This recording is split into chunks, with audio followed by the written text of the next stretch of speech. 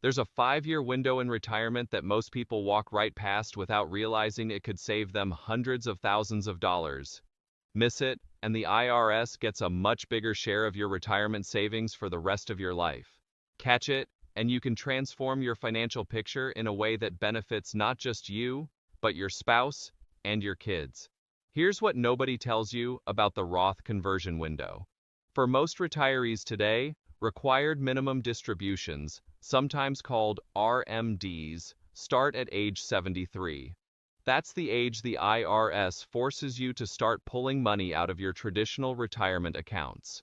And once those forced withdrawals start, your tax situation can change dramatically. But here's what most people don't realize. The years before RMDs start, typically your late 60s, are a unique window of opportunity. And what you do during that window can shape your tax bill for the rest of your life. Let me back up and explain what a Roth conversion actually is. If you have money in a traditional 401k or traditional IRA, that money has never been taxed. You got a tax deduction when you put it in, the money grew tax deferred, and you'll owe ordinary income tax on every dollar you eventually pull out. A Roth conversion is when you voluntarily move money from a traditional account to a Roth account. You pay ordinary income tax on the converted amount in the year you do the conversion, but after that, the money is in a Roth, which means it grows tax-free and you'll never pay tax on it again. So why would anyone voluntarily pay taxes now when they don't have to? Because in many cases, paying a little tax now saves you a lot of tax later. Here's the situation most retirees find themselves in. In your late 60s, you've stopped working. Your income has dropped significantly. Maybe you're collecting some Social Security, maybe pulling small amounts from savings, but your total income is lower than it's been in decades, which means you're probably in a lower tax bracket than you used to be. Then, at age 73, RMDs kick in. The IRS forces you to take a specific dollar amount out of your traditional accounts every year, based on your account balance, and those forced withdrawals can be substantial.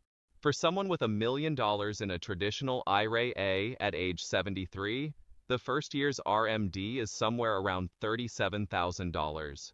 If your account is bigger, your RMD is bigger.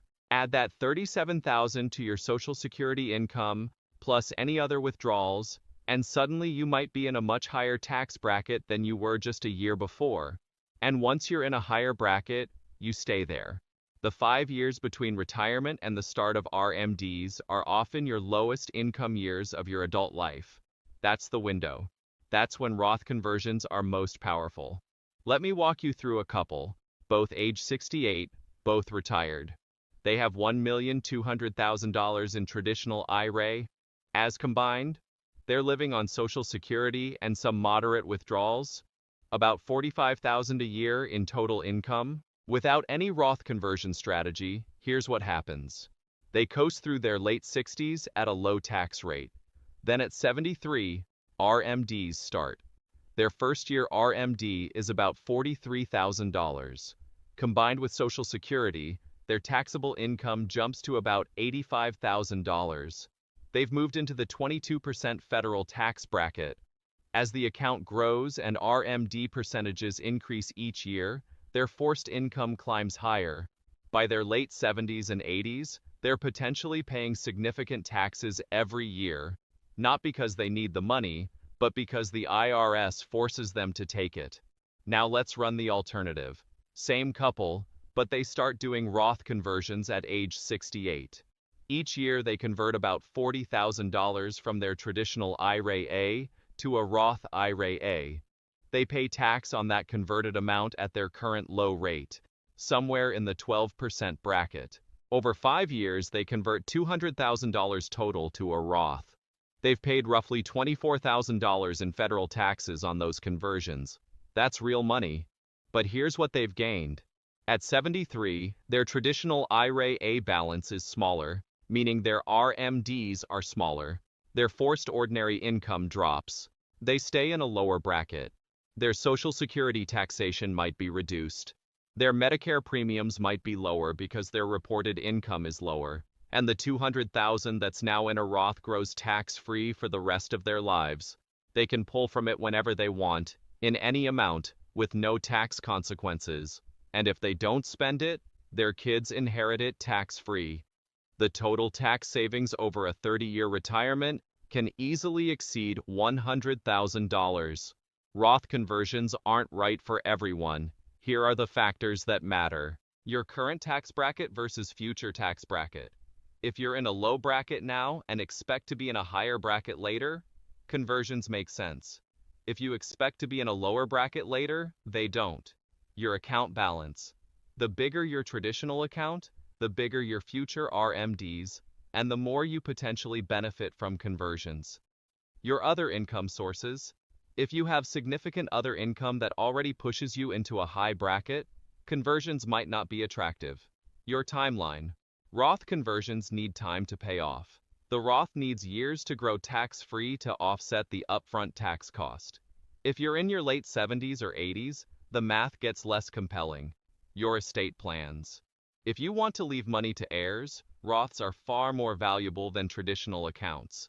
Heirs inherit Roths tax-free. Here are some common mistakes. Mistake 1. Converting too much in 1 year.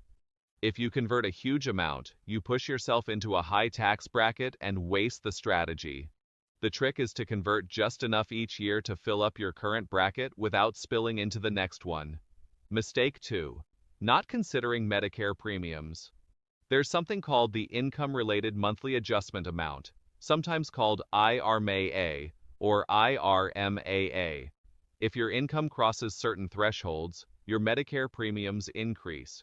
A big Roth conversion can trigger higher Medicare premiums 2 years later. Plan around this.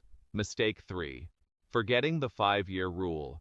Money you convert to a Roth has its own 5-year clock before you can withdraw the converted amount penalty-free if you're under 59 and a half. For most retirees, this isn't an issue because they're over that age. But know the rule. Mistake 4. Doing conversions without a plan. Random conversions don't help much. Strategic conversions over multiple years can transform your financial picture. Here's the part that makes this urgent.